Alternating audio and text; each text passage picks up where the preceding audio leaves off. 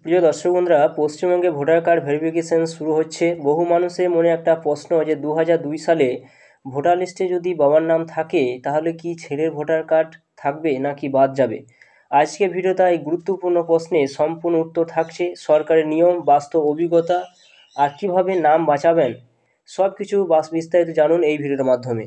আপনি অবশ্যই ভিডিও সম্পূর্ণ দেখবেন, চ্যানেলটা সাবস্ক্রাইব করে রাখবেন, পাশে থাকা বেল আইকনটি অবশ্যই আপনারা প্রেস করে রাখবেন। দর্শক বন্ধুরা, পশ্চিমবঙ্গ সহ গোটা দেশে ভোটার তালিকা শুদ্ধিকরণ প্রক্রিয়া চলছে। মৃত, স্থানান্তরিত বা জাল ভোটার তালিকা থেকে বাদ দিতে এই ভেরিফিকেশন চলছে। বিএলও বুথ লেভেল অফিসার বাড়িতে গিয়ে যাচাই করবেন অথবা নির্দিষ্ট ক্যাম্পে গিয়ে আপনাকে কাগজ জমা দিতে হবে।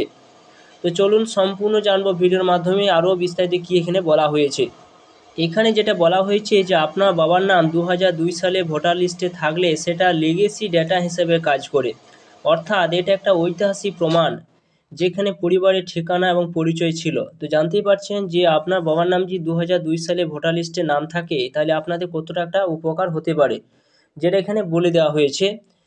কিন্তু এক্ষেত্রে কিছু একটা শর্ত কিন্তু আপনাদের রয়েছে। কি কি শর্ত রয়েছে না, ছেলের ভোটার কার্ডে বাবার নাম সঠিক আছে কি না, জন্ম সনদে বা আধার কার্ডে বাবার নামে বানান একই আছে কি না, একই ঠিকানায় এখনও বসবাস করছেন কি না।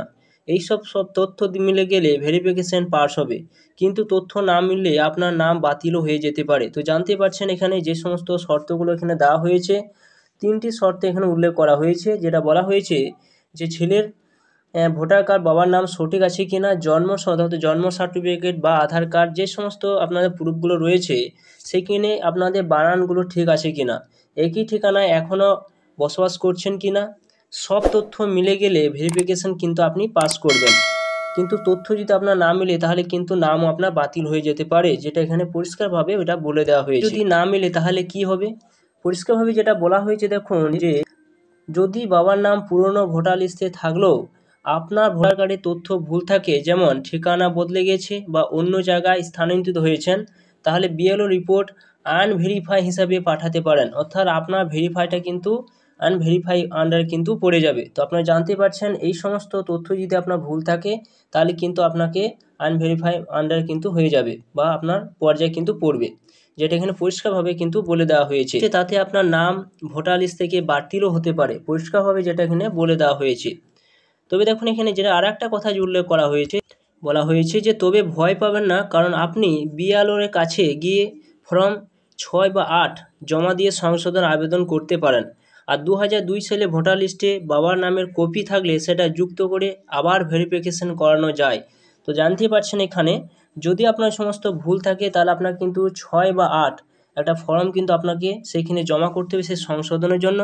এবং 2002 সালে ভোটার লিস্টে যদি আপনার বাবার নাম থাকে সেই কপিটা সেইখানে একটা আমাকে যুক্ত করতে হবে এবং ভেরিফিকেশন আপনাকে আবার করাতে হবে, যেটা এখানে বলে দেওয়া। এখানে বলা হয়েছে যদি সমাধান না মিলে, যদি আপনার বাবার নাম 2002 সালের লিস্টে থাকে সেটা আপনার পক্ষে খুবই বড় প্রমাণ, কিন্তু নিজের ভোটার কার্ডের সব তথ্য সঠিক না থাকলে সেটি কাজে আসবে না। তাই আজই যাচাই করুন বাবার নাম বানান মিলছে কিনা, ঠিকানা বর্তমান লিস্টে আপডেট আছে কিনা। প্রয়োজনে বিএলওর সঙ্গে যোগাযোগ করুন এবং প্রয়োজনীয় ফর্ম জমা দিন।